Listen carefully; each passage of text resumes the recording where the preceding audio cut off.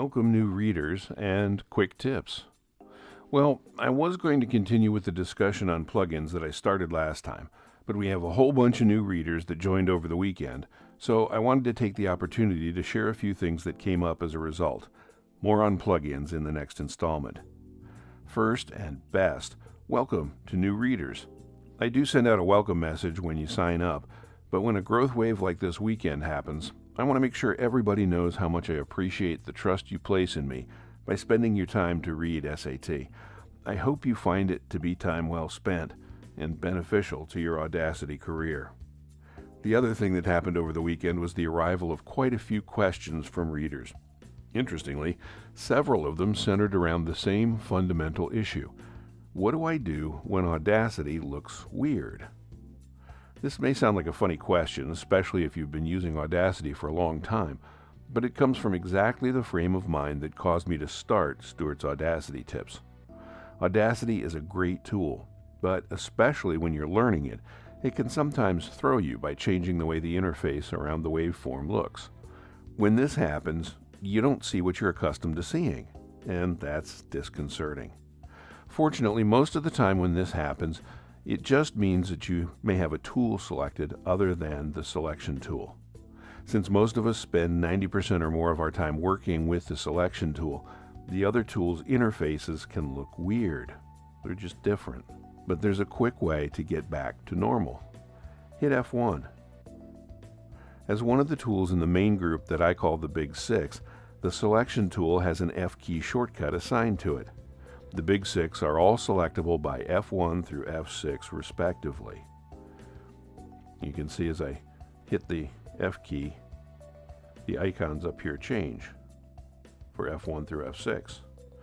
So F1 just puts us back in normal mode. So just hit F1 or click on the selection tool if you prefer the mouse. Most of the time, this gets everything back to what you're used to. Another question I had this week was about the thin yellow border that appears around the track display, as seen here. Here's a couple of tracks, and you can see that this thin yellow border that's around the top track, that just means that that track is currently active. If I click the other track, it will get the yellow border since it's the active one. If you record a couple of short tracks and then click on one and the other a few times, you'll quickly get used to it.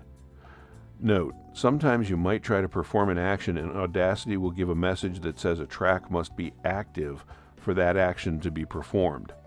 Click on the desired track so that the yellow border appears and try the action again. One last quickie. Some of you asked about all the numbers that appear at the left end of the track when the track is made taller. Let me close this one and make this one taller. And you can see all those numbers that appear down the left side of the track here. You can see that the taller track has more numbers. These are just increments between 0 at the center of the track and plus or minus 1 at the top and bottom of the track, respectively.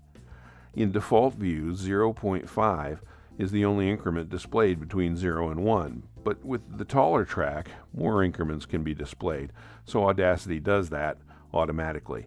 It doesn't affect anything other than how much information you see.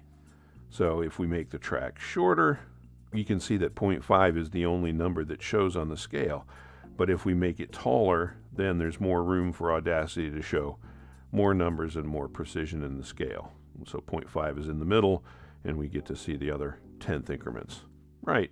So I hope those quickies help out, and we'll get back to some more talk about plugins next time. If you ever have any questions about Audacity, shoot an email my way at stuart.goffe@gmail.com. Someone else is bound to be curious about the same thing.